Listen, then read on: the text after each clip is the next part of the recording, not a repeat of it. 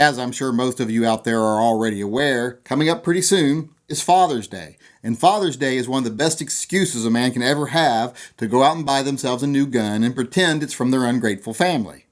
Well, that's what I did this year, and I want to take a moment here today to show everyone what I decided to get and tell you why I decided to get it. I know what you're saying to yourself right now. You're saying, isn't it a little early to get a Father's Day present? Well, since I had to order it for myself, I got to order it whenever I wanted to, and I found it in stock. I found it at a good price, so I went ahead and ordered it early. Now, when it got here, my kids were being a little bit of jerks, saying, you got to wait till Father's Day before you can open it, ha, ha, ha. But, after a little while, they came to their senses, and they were a little more reasonable, and they said, okay, you can have your gun now. Would you please call Verizon and turn our cell phones back on? So right now you're probably asking, what did you buy? Well, I'll tell you what I bought and I'll tell you why I bought it. Now, some people like to consolidate calibers. They like to say, well, I'm only going to have 9mm. That way I've only got to buy 9mm and all my rounds can fit in all my guns because they're all 9mm. Well, I've never found that to be very tactically sound. I like to be a little more diversified in my calibers. I like to have a very reliable, probably the most reliable gun I can have in pretty much every caliber I think I'm going to find if things go bad or there's an ammo scare, etc.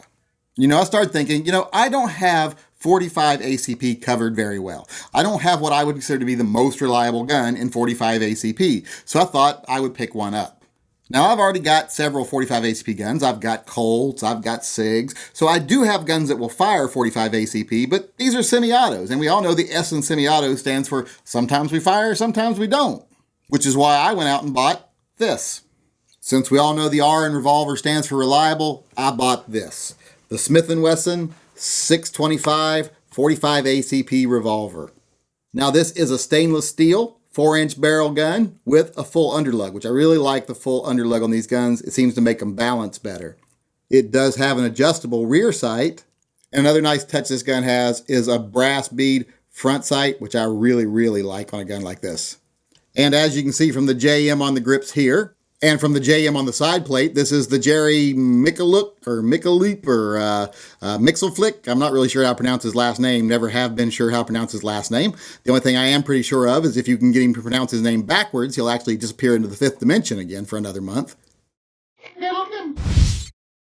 But all that aside, like I said, this is the 625 Smith & Wesson. This is the 45 ACP revolver. Now, I've kind of wanted one of these for a long time, but I never bought one because I didn't like moon clips. But lately, I've gotten more comfortable with moon clips, so I went ahead and purchased one of these guns as my Father's Day present. As you can see here, it does use moon clips. Moon clips go right in, gun shuts here. That does make for some really fast reloads. If you're going to carry a 45 ACP and you want to carry a revolver, that's probably the quickest reload you could possibly get. One other advantage to moon clips if you're carrying a gun for self-defense is they eject as one solid piece. You don't get sticking there. You don't have to worry about every round coming out. You don't have to tilt your gun up really heavy. It comes out very easily.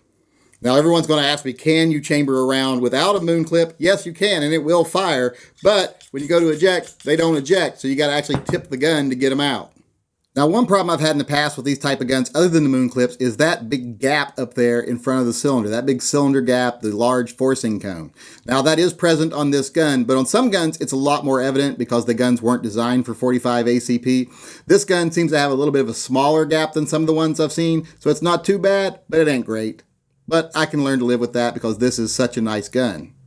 So there you have it, a quick first look at my new Smith & Wesson 625 Jerry Michaluk edition 45 AARP pistol. Hopefully pretty soon I'll have a full range review on this gun, so keep your eyes open for that. But until then, I just want to take a moment here to show everyone what I think is going to be the best 45 ACP pistol and most reliable 45 ACP pistol money can possibly buy.